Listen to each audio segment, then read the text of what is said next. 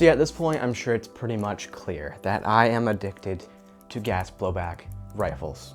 Does that mean that I'm never going to touch another platform again, an AEG, HPA, etc.?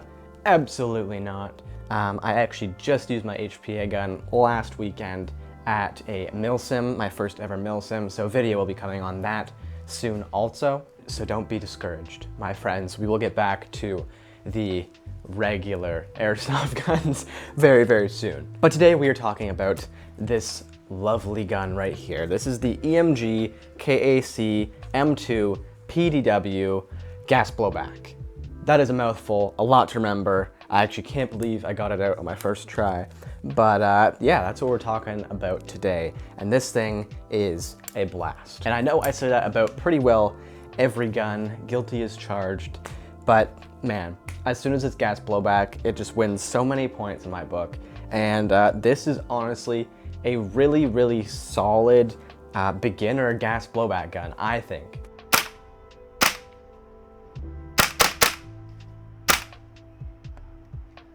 I would go as far as to say that this is the best beginner platform for gas blowback rifles. And of course, we will get into why. So real quick, this is a very familiar looking gun, but also really unique at the same time. It's kind of just a scaled down M4. Now I'm of course a big sucker for folding stocks as well. So to have an M4 that's compact and small, I'm a short king. This gun fits me perfectly. We don't see a lot of folding stocks on M4 style guns because the gas and recoil system has to be a little different.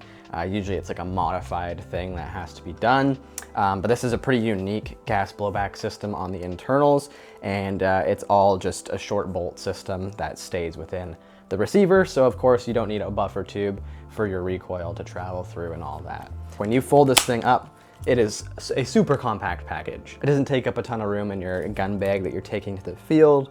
And you know, it's fun just to carry around like this. Then when you're going into a battle, you just fold it out and you run in. It's really fun. So sticking with kind of the small form factor, just so you guys can see here, as I said before, I'm a big fan of small guns. So this is my Tokyo Marui MP7, also gas blowback. And this thing's tiny. The M4 really isn't that much bigger. It's got a bit of a longer barrel, which of course helps outdoors for range and accuracy, as well as FPS, but really it's not that much bigger. And then when you fold out the stock, or slide out the stock in this case, again, it stays pretty much to the same overall footprint. So if you're a big fan of like SMGs like I am, this could be a really great platform for you. And my biggest complaint with running something like the MP7 is the mags. Basically every other gun that I run is an M4. That's the way I have my chest rig set up, it's the way I have my belt set up and whatnot. So to switch it out for the day for MP7 mags is kind of a headache, kind of a hassle, kind of a pain. Now for some people, that's no big deal, but for me, that's just something I consider. So of course, first off, we just have like a regular flash hider on here. This did come with an orange tip. I removed it and put on just a black metal one. Unfortunately, Canada's talking about changing their gun laws again. If you haven't seen my video, go watch that. Link will be in the description down below. Super frustrating, but we gotta stay fighting for our sport, man.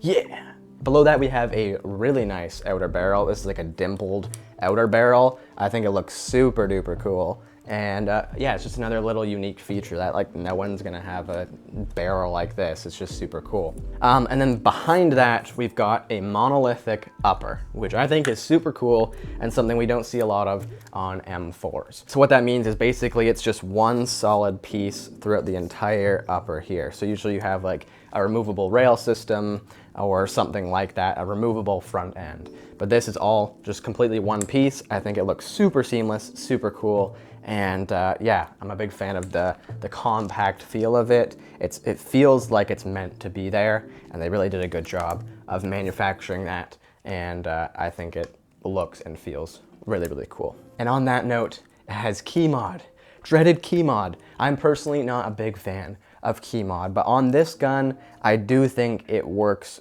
really, really well, and it looks pretty classy. It kind of just looks like heat vents or something. I don't know. I think it works quite well and looks cool. Unfortunately, I don't have any key mod accessories whatsoever because I'm an M-LOK boy. but that's no problem. I need to get a little grip or something on here and yeah, make it look all spicy and whatnot. Now, moving back, we've got this really cool rear sight post mount thing going on here.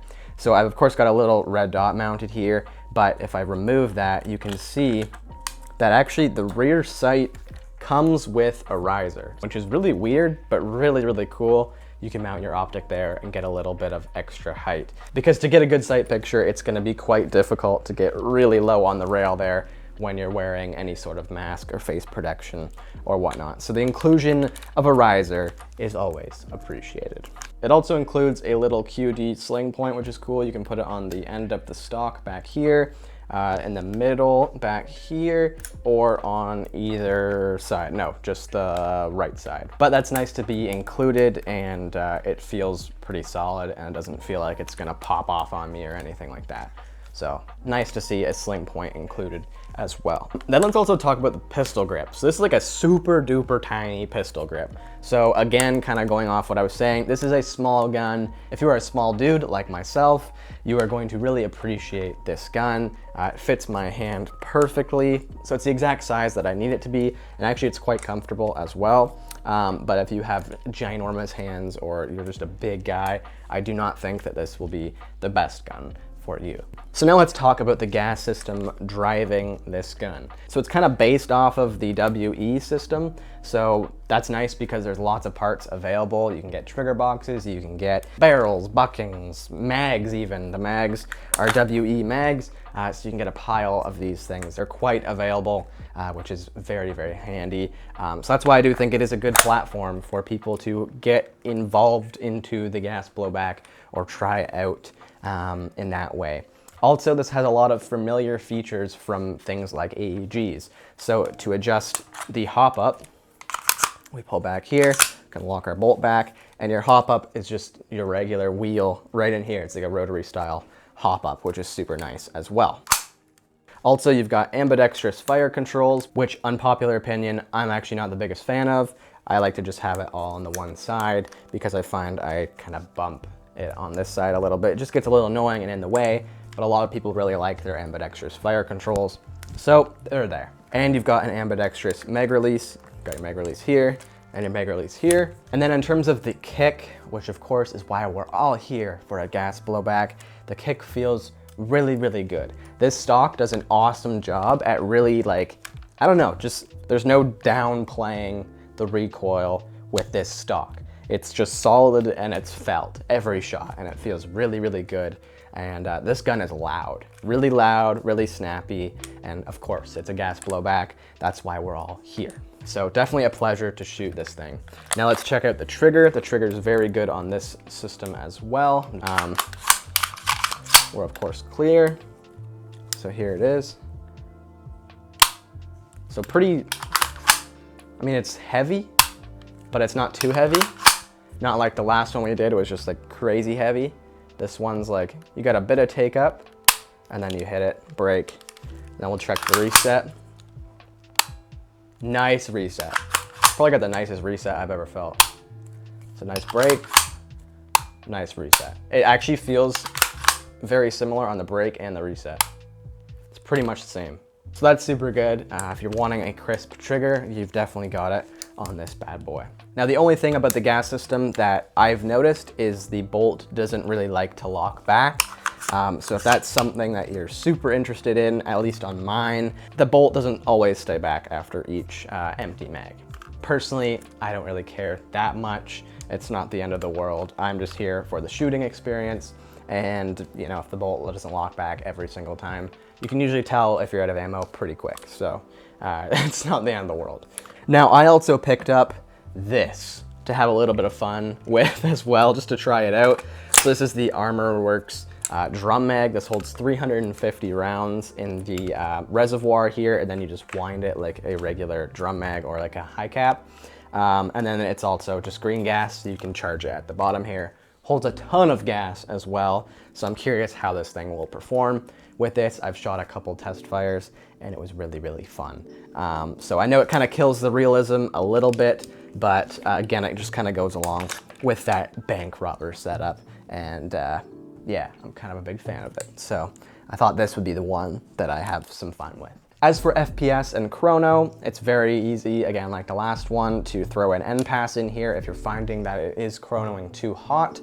For me personally, my first couple shots were around 410, and then after that, it died down to about 390. So that will be too hot for any CQB field here in Canada, but I might be able to get away with it at some outdoor fields. We'll see. But in the meantime, I'm just gonna throw an end pass in there and just pull it down a little bit. I don't want to hurt anybody, and I just want to pass chrono. So that is something that you might have to consider. But yeah, other than that, this thing performs nicely. It's fairly accurate, fairly consistent, and yeah, gas efficient. Full auto is fast and fun for impressing your friends. I wouldn't really recommend using it in an actual battle though, as I do with any gas blowback, well, really any gun in general. Stick to semi, and you will have a good time with this thing. You'll get through every mag in terms of gas, and yeah, you'll just have an overall really fun time out on the field, scaring the crap out of some people with this loud, kicking PDW. So yeah, let me know what you guys think of this guy down in the comments down below. If you've got one, let some other people know your thoughts as well. And yeah, you can pick it up at my affiliate link down in the description below. And yeah, big thank you to EMG for sending this bad boy out to me. And yeah, I appreciate it. We will see you guys in the next one. Stay awesome. Peace.